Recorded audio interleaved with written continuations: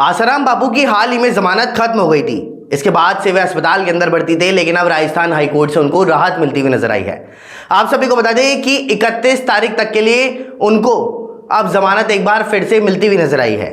31 तारीख को छुट्टी है, तो यानी कि 1 तारीख को फिर से सुनवाई होगी और इस दरमियान देखना पड़ेगा कि आसाराम वापस से सलाखों के पीछे जाएंगे या फिर वह किसी अन्य सुविधा के चलते हुए या मेडिकल इमरजेंसी के चलते हुए बाहर ही रहते हुए नजर आएंगे।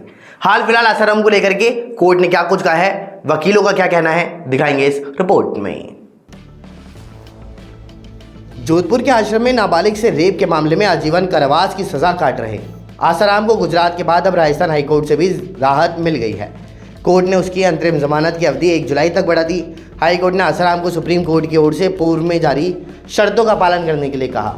जस्टिस दिनेश मेहता और जस्टिस विनीत कुमार की खंडपीठ में सोमवार को सुनवाई हुई। कोर्ट ने आसाराम को 30 जून तक की अंतरिम जमानत दी, तो वकील ने अंतिम दिन छुट्टी होने की बात कहते हुए इसे 1 जुलाई तक करने का आग्रह भी किया। आसाराम 14 जनवरी से 31 मार्च तक अंतरिम जमानत पर था। ये पीरियड खत्म होने पर 1 अप्रैल को आसाराम ने सरेंडर कर दिया था। उसी रात वह प्राइवेट अस्पताल में भर्ती भी हो गया था और अभी भी वहां पर भर्ती है। आसाराम के वकील निशांत बोड़ा ने बताया कि मामले में 2 पीसी सोलंकी ने आसाराम पर कोर्ट की सुनवाई प्रवचन नहीं करने की शर्त का उल्लंघन करने का आरोप लगाया था। इसके बाद हाईकोर्ट ने आसाराम से शपथ पत्र पेश करने को कहा था। निशांत बोड़ा ने बताया कि कोर्ट में आज शपथ पत्र पेश किया गया। कोर्ट ने सवाल किया कि आसाराम ने अंतरिम जमानत मिलने के बाद प्रवचन किए या नहीं। वहीं पीड़ित की ओर से एफिडेविट भी मांगा गया और पीड़ित पक्ष के वकील पीसी सोलंकी ने बताया कि आसाराम ने सुप्रीम कोर्ट की ओर से दी गई अंतरिम जमानत की शर्तों का उल्लंघन किया है। उन्होंने शर्त का उल्लंघन करने से संबंधित तथ्य भी सामने रखे। जैसलमेर में बीजेपी विधायक के भाई और बेटे के ऊपर एफआईआर दर्ज कर दी गई है। हाल ही में रॉयल्टी ठेकेदारों के साथ में मारपीट का मामला सामने आया था और इस दरमियान एक के बाद एक गाड़ियां दौड़ती हुई नजर आई थी और हमले देखने को मिले थे। अब इस मामले के अंदर नाके के ऊपर तोड़फोड़ करने को लेकर के अब एफआईआर दर्ज की गई है। ये क्या मामला था, अब इस मामले में पुलिस का क्या कहना है और आरोपियों का क्या कहना है, इन सभी की तमाम जानकारियां दिखाएंगे इस रिपोर्ट में।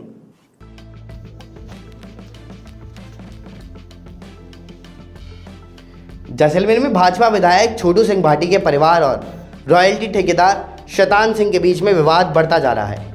रॉयल्टी ठेकेदार के भाई ने विधायक के भाई नखत सिंह, बेटे भवानी सिंह और भतीजे गिरधर सिंह के खिलाफ में एफआईआर दर्ज कराई है। ये मामला 3 अप्रैल को रॉयल्टी विवाद को लेकर के हुई झड़प से जुड़ा हुआ है। पहले विधायक के परिवार ने रॉयल्टी ठेकेदार शैतान सिंह पर जानलेवा हमला का मामला दर्ज करवाया था। इस मामले में पुलिस ने त्वरित कार्रवाई करते हुए रविवार को ठेकेदार पक्ष के 26 लोगों को गिरफ्तार किया। कोर्ट में पेशी के बाद में शैतान सिंह सहित 5 आरोपियों को पुलिस रिमांड पर भेजा गया, जबकि 21 अन्य को न्यायिक हिरासत में जेल भेज दिया गया। अब 6 अप्रैल को ठेकेदार ने क्रॉस केस दर्ज कराया है और एफआईआर में ठेकेदार के आरोप हैं कि विधायक के परिवार की ओर से पहले हमला किया गया था। रिपोर्ट में विधायक के बेटे, भाई और भतीजे पर जानलेवा हमला करने, पैसे लूटने में नाके पर आग लगाने के आरोप लगाए गए।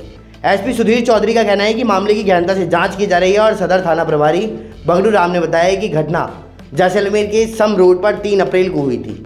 रॉयल्टी को लेकर के थाना इलाके के कहला फांटा पर दोनों पक्षों के बीच में झड़प हो गई थी। विधायक के बेटे पक्ष का आरोप था कि कहला फांटा पर रॉयल्टी ठेकेदार के लोगों ने ट्रक रुकवाए हैं। राजस्थान बीजेपी के 3 दिग्गज नेता ओटीएस में अधिकारियों को धमकाते हैं। ऐसा कहना हमारा नहीं है, बल्कि पीसीसी चीफ गोविंद सिंह डोटासरा का कहना है।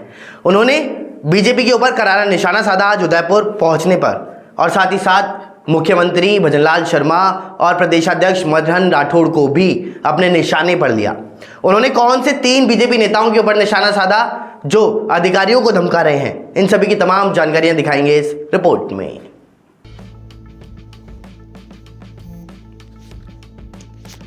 उदयपुर में प्रदेश कांग्रेस अध्यक्ष गोविंद सिंह डोटासरा ने भाजपा प्रदेश अध्यक्ष मदन राठौड़ पर तीखा हमला बोला। दमोह के एयरपोर्ट पर मीडिया से बातचीत में उन्होंने कहा कि राठौड़ का कोई विजन नहीं है। 6 से 8 महीने में उनका कोई विजन देखा क्या? छत पर भाजपा का झंडा फहरा रहे हैं। ये नौटंकी करने वाले लोग हैं। हमारे समय मुस्लिम समुदाय से लेकर 36 कौम का विकास हुआ है, ये तो अभी आए हैं। डोटासरा ने कहा कि मुख्यमंत्री केवल भाषण तक सीमित हो गए हैं, वो भी दिल्ली से आने वाली पर्ची पर, ब्यूरोक्रेसी पर पूरी तरह हावी है। डोटासरा और नेता प्रतिपक्ष टीकाराम जूली ने उदयपुर सीआईडी सीबी ऑफिस में कोटा रेंज आईजी के खिलाफ में दिए बयान के मामले में अपने बयान दर्ज कराए। इस मामले में दोनों नेताओं ने आईजी रवि दत्त गौड़ को धमकी भरे अंदाज में चेतावनी भी दी। वहीं पीसीसी चीफ ने कहा कि एक अनाधिकृत कमेटी बना रखी है जबकि परिसीमन सरकार करती है। Rajendra Rathore, Arun Chaturvedi, Ghanshyam Tiwari officer training school यानी कि OTS में अधिकारियों को धमकाते हैं, सीएमओ में मीटिंग लेते हैं। सीएम कुछ नहीं कह पाते क्योंकि न तो उनको अनुभव है और न ही अधिकार। फिलहाल देश और दुनिया की तमाम बड़ी खबरों के लिए इतना ही। बने रहिए हमारे साथ। नमस्कार।